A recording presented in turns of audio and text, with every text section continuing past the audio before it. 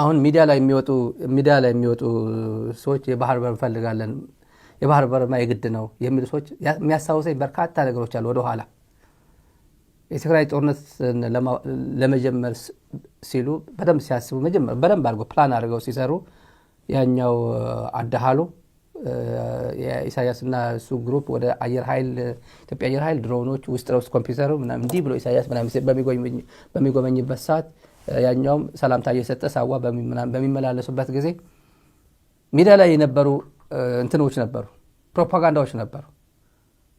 መመገብ ማለት መጀመሪያ እንትን ማለት ነው፣ ምንጣፍ ማንጠፍ ማለት ነው።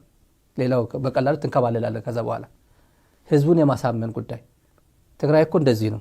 አንደኛ ማንኛውም ሁሉም ትግራዋይ ተጠቃሚ ነበር በ27 ዓመት። እዚህ ላይ አስረግጠ ሁልሽም መረዳት አለብሽ። እያንዳንድሽ ኢትዮጵያዊ ድሃ የሆንሽው እኮ ትግራዊት እናት እዚህም ወርቅ ምናምን ስላደረገች ነው። ተዘርፈሃል እኮ። ትግራይ እኮ መልሶ ግንባታ የሶል ኤንድ ዋተር ኮንዘርቬሽን የሚባለው ማይዳ ሐመድን እቀባ ይባላል በትግርኛ። በሰው ጉልበት በራሳቸው በነፃ ጉልበት የትግራይ እናት ህፃን እዚህ ላይ አዝላ ድንጋይ እየፈለጠች ድንጋይ አፈር እየከመረች የሰራችውን ስትሰራው የነበረ ጥሩ የሆነ የሚባል ኮንሶ አካባቢ የተለመደ የኮንሶ አካባቢ ይታወቃል። በዋተር ኮንዘርቬሽን በጣም ይሄ እንትን መስራት ይታወቃል። ይሄን እንኳን አፈርኮ ከጅማ ነው የሚወስድልህ፣ አፈርኮ ከአምቦ ነው የሚወስድልህ። እነሱም ተሾመ አምቦ ሆኖ ሲጽፈው የነበረ ትዝ ይለኛል። አይደል የአምቦ በትራንስ ኢትዮጵያ መኪና እየተጫነ ነው አፈር እየሄደልህ ነው። 2018 ዓመት አካባቢ ትዝ ይለኛል እንደዛ ብሎ ሲጽፉ። ከዛ እንደዚህ አይነት ነው የተጀመረው። 2013 ዋና ጦርነት ከመጀመራቸው በፊት እንደዚህ አይነት ጦርነት ነበር እንትን ሲያነጥፉ የነበሩት እና ያኮረፉ ሰዎችን ተንታኞች ሚዲያ ላይ በሙሉ ካራክተር አሳሲኔሽን ማንን እንምረጥ ይባላል።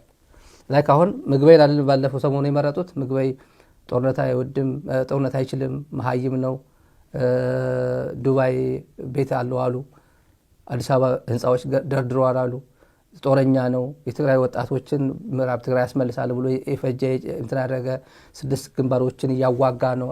አሁን አማራ እኮ እያዋጋ ያለው ነው እሱ አልችል ሲል ወደ አማራ ገብቶ እያዋጋ ነው ምናምን ብሎ ይህን የካራክተር አሳሲኔሽን ነበር መጀመሪያ የተጠመዱት። አሁንም ተመሳሳይ ይሄ ሰውዬ ሁለቱን ያገለገለ ነው በትግራይ ጦርነት። ይሄና አበባው ታደሰ ቁጭ አድርጎ ስቱዲዮ ላይቭ ስርጭት ኢቲቪ ላይ አመጣቸው። ብዙ ሰው የደነገጠ በስብሃት ማለት እኮ እንትና ነው መለስ እኮ እንደዚህ ነበር እንትና እኮ ሁሉ በህይወት ያሉም የሌሉም እና እነዚህ ሰዎች የሚያቋት እነዚህ ሰዎች ናቸው። የትግራይ የበላይነት ሲባል የነበረ ትግራይ በላይነት ማለት እኮ ክልሉ አይደለም የበላይ 5 ሚሊዮን 6 ሚሊዮን 7 ሚሊዮን የሚባለው እኮ አይደለም የበላይ ሲባል የነበረው። ከዛ ወጥተው ስልጣን ላይ ነበሩ የሚባሉት ናቸው። እነ ዮሐንስ መንጋግ ናቸው እኮ እነ ሳሞራ ነበሩ እኮ የበላይ ሲባሉ የነበሩት። እኔ እኮ አይደለም እኮ እኔ እንደኔ አይነት እኮ አልነበረም እኮ። ኩሽና ቤት የምታክል ሜጋ ቲያትር አጠገብ ዝም ብላ ትንሽ የአንድ ክፍል ተከራይተን ስንኖር የነበር እኛ እኮ አልነበርኩ ስንባል የነበር ነው እኮ እነዚህ ነበሩ እኮ አገር ሲቀውጡ የነበሩ በአንድ ጋንታ አንድ ኃይል ታጅበው ትልቅ ህይወት ውስጥ የነበሩ ናቸው እኮ የትግራይ በላይነት ሲባል የነበረው። እሱ ረሱት። ከዛ ባለጊዜ ነን ብለው መተው ከአብይ ጋር ተስማምተው ሄድና እንዴ ቁጭ ልትል አይደል እንዴ ሄድና ፕሮፓጋንዳ ተናገር፣ ህዝብ ላይ ዝመት፣ ድርጅት ላይ ያሳደገ ድርጅት ላይ ዝመት፣ የድሮ ጓዶቹ ላይ ዝመት፣ በህይወት ያሉትም የሌሉትም ስም አጠልሽ ነው የተባለው። ከዛ ቀጠለ እና እልም ያሉ ባንዳዎችም አመጡ። ዲያስፖራ ከዚህ የነበሩ 6 ወር ምናምን የታገሉ ጭምርና ሊላ ኃይለ ማርያም የሚባል 6 ወር ታጋይ ነበር። እልም ያለ ዋና ሰላዩ የመረጃ ኃላፊ የነበረ የዚህ ነበረ ሰው እያሉ ዛሬ የምናወዳድረው ነገር ነው። አሁን እነዚህ መጡና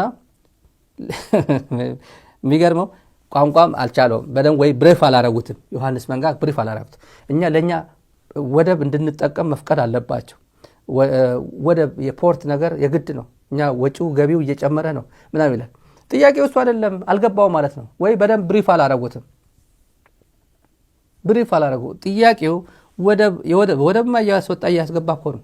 ምን ችግር አለ? ብሪፍ ሲደረጉ ወደ ሚዲያ ግን መሰላቸው ያው ወደብ ፈልጋለሁ የባህር በር ፈልጋለሁ ሲባል እንደዛ አይደለም። ኦውን የምናደርገው ኢትዮጵያ እያለች ያለ ኦውን ማደርገው ፈልጋለሁ ነው። ሉዓላዊ የሆነ ወደብ ሉዓላዊ የሆነ የቀይ ባህር ቀይ ባህር ነው። አሁን እኮ ሶማሊላንድ ምናምን አይደለም የኔ የምለው የኔ በቃ ማርከራየው ያስፈልገኛል ነው። ያ ሰው ዮሐንስ አልገባው ማለት ነው ሚለው ስለ ክራይ ስለ አክሰስ ጅቡቲ እንደምትጠቀመው እንደዛ መስሎት ኢቲቪ ላይ ብቅ አለ። እኔ ስለተናገረ ያው ሚዲያ የባህር በር ሲባል መጀመሪያው ዲፋይን ስላላደረጉት ነው። እኛ ባህር በር አክሰስ ለማድረግ ባህርን አክሰስ ለማድረግ አክሰስ ማድረግማ አክሰስ ሳታደርግ ኢትዮጵያ ታፍና ነበር። አክሰስ እያደረገች ነው በጅቡቲ ጉዳዩ ዲፋይን እያደረጉት ነው። መጨረሻ እኛ 30 ኪሎ ሜትር ነው በር ላይ ያለ ነው የኛ ምንለው ያስፈልገናል ነው ጥያቄው ይመጣባለፈው 30 ኪሎ ሜትር በር ላይ ነው ያለ ነው እኮ 60 ኪሎ ሜትር 30 እንኳን አይመስለኝም ግን አብይ 30 ነው ያለ አጼ ቤኒክ የፈረመው ግን 60 ኪሎ ሜትር እንትን ይመስለኛል 60 ኪሎ ቀጥ ብሎ ወደ ታች የሚወርድ የዮሐንስ እንጀምር። ዮሐንስ ምን እንደሚል በአንድ እጃችን ግን አናጨበጭብም ማለት እኛ በሰላም እንጠይቃለን ካልሆነ ግን በአንድ እጅ ማጨብጨብ ስለሌለ በኃይል ነው የምናደርገው። በአንድ እጅ ማጨብጨብ የለም ወደው ነው መስጠት ያለባቸው አለ። ማስፈራሪያው ተመልከት። የባህር በር ጥያቄ እየተጠናከረ መጥቷል።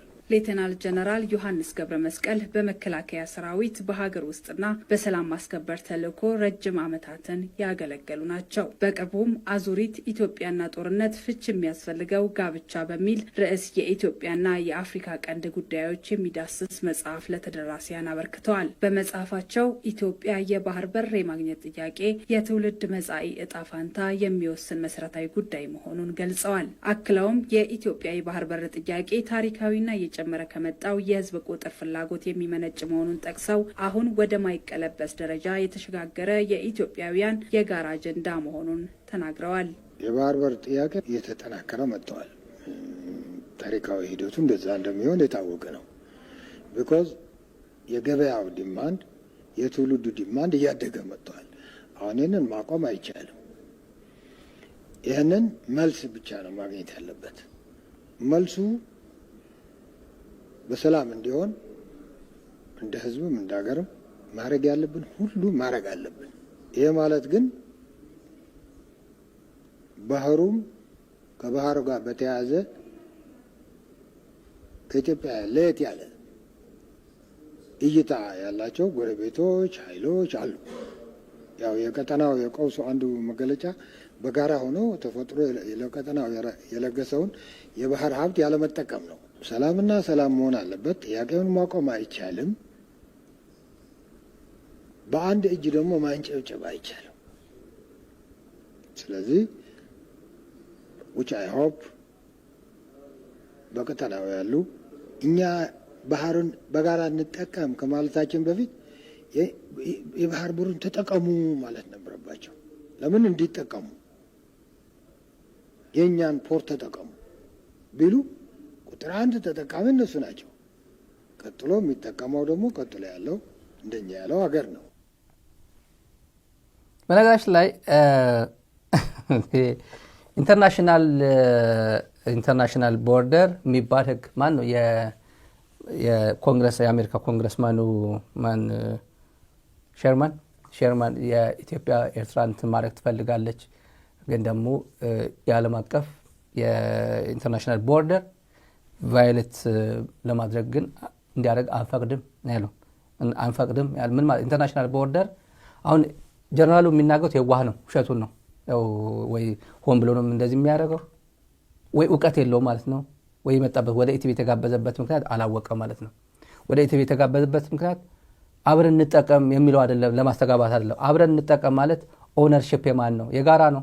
እንደ ባልና ሚስት ምናምን ዝም ብሎ በቃ እንደዚህ አድርገው 80 ተጋብተናል ይሄ የጋራ ነው ይሄ የግል ነው ተባብለው ነው እንደዛ እኮ አይደለም እየተባለ ያለው እኮ አብይ እያለን ያለው እኮ አሁን የምናደርገው የራሳችን የሚለው አሁን እኮ ግልጥልጥ ብሎ መጥቷል እኮ የክራይሲስ ግሩፕ ሪፖርት ቀደም ብዬ አሁን ያሳዩዋቸው ኢትዮጵያ እንደ ኤሪትሪያ ወደ ጦርነት እያመሩ ነው የሚለውም እኮ አንደኛው የባህር በር ነው። የባህር ናቫል ቤዝ ጭምር ናቫል ቤዝ የራሳችን ምንለው ናቫል ቤዝ ያስፈልገናል። ይሄ እንትን የሚሰለጥነው አሰልጥኛለሁ ብሎ ፈረንሳይ ሰለጠኑ ምናምን የሚባለው እሱ ነው። በክራይ አይደለም ናቫል ቤዝ የምታስቀም የራስ የምትለው ነው። እና በጋራ እንጠቀም ነው በጋራ መጠቀም የግድ ነው ምናምን የሚለው የጋራ መጠቀም ጅቡቲ የተጠቀምኩ እኮ ነው ሌላ ጉዳይ አይደለም እኮ ለምን ጅቡቲን ክሌም አላረክም እየተባለ ያለው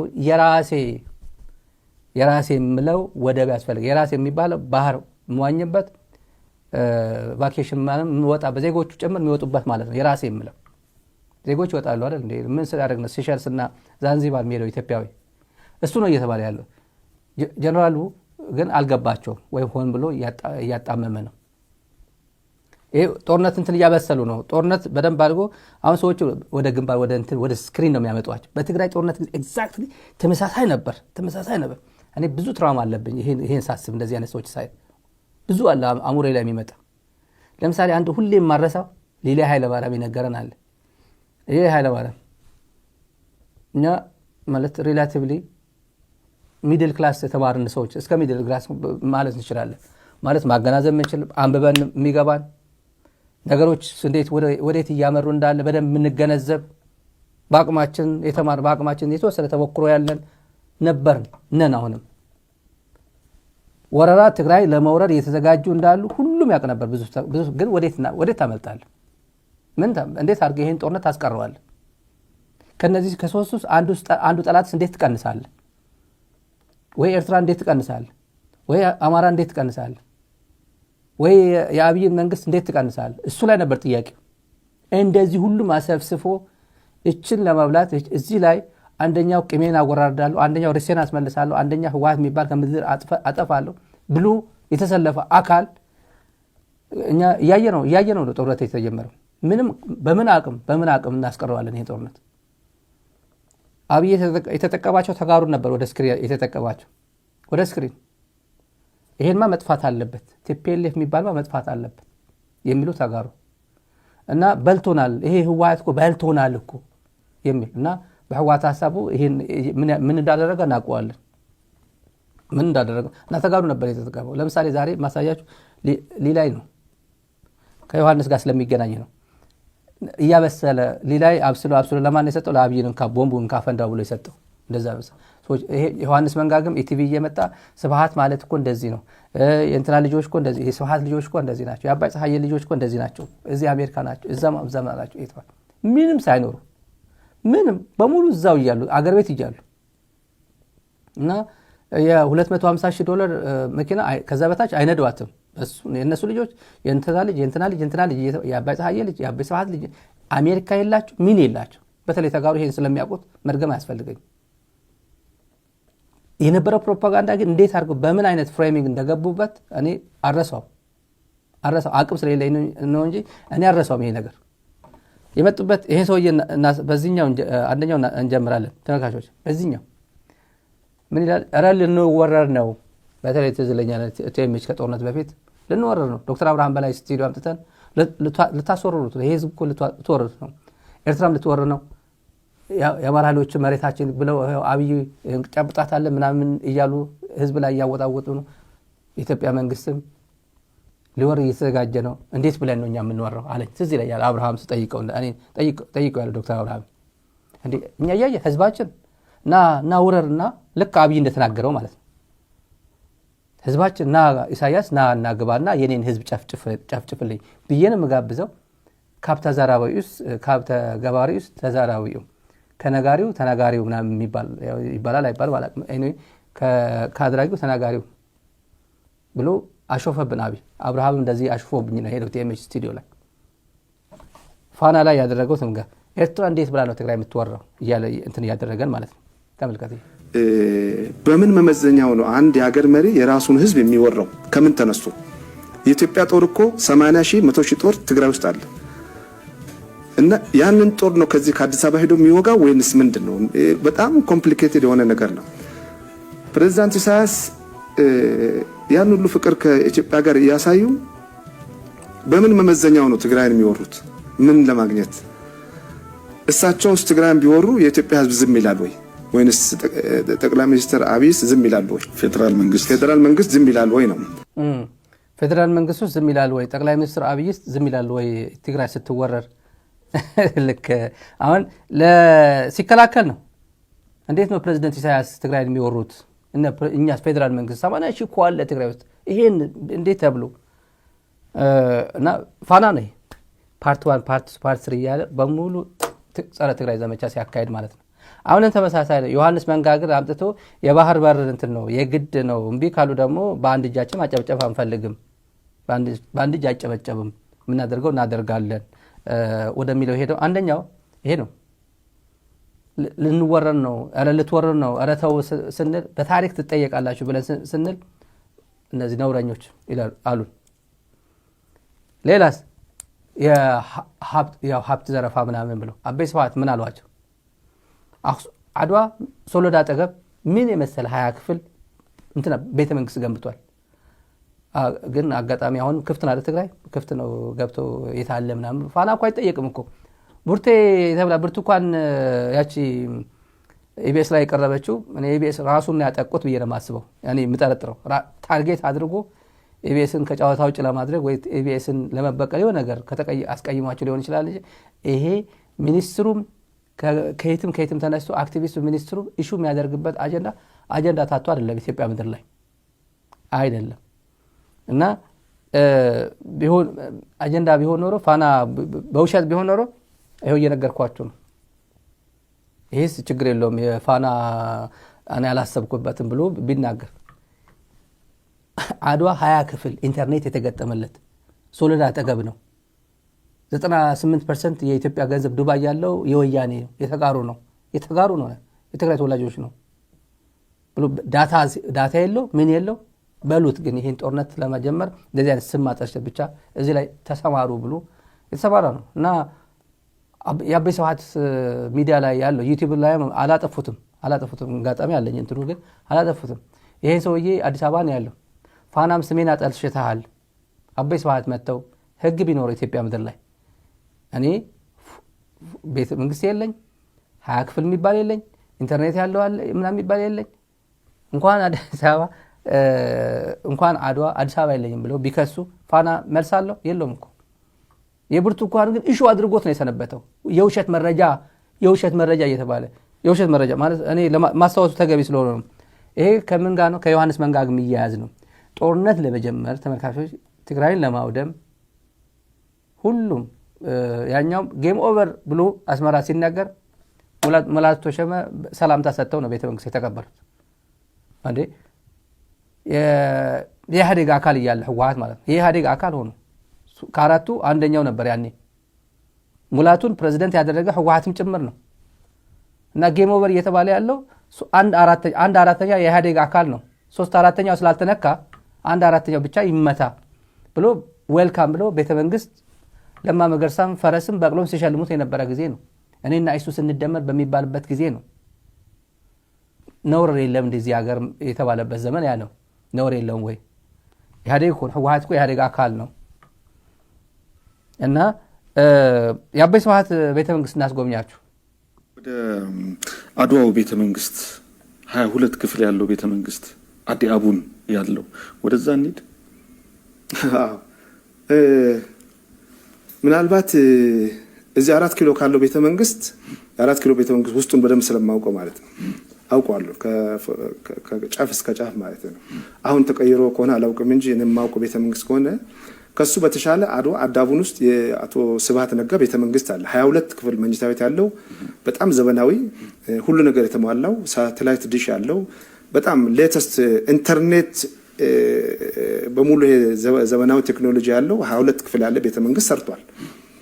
እዛ ውስጥ የሚገቡት ከዛ ከስብሐት ነጋ ቤተሰብ ውጪ ሌላ ሰው አይገባም። በእርግጥ ሰራተኞች አሉ፣ ያው መስኪኑ ህዝብ ግን እዛ ወረድ ብለ ደግሞ ዝቅ ብለ ብታይ 5 ልጇን አጣ ደግሞ እዛ አድዋ ከተማ ውስጥ ወይ ጠላ ትሸጣለች ወይ የለመነች የምታገኝ እናትም ታገኛለህ። ግን ቀደም ሲባል የተጠቀሱት ሰውዬ የሚኖሩት አዲስ አበባ ነው በአብዛኛው፣ አሁን ወደዛ የሄዱት።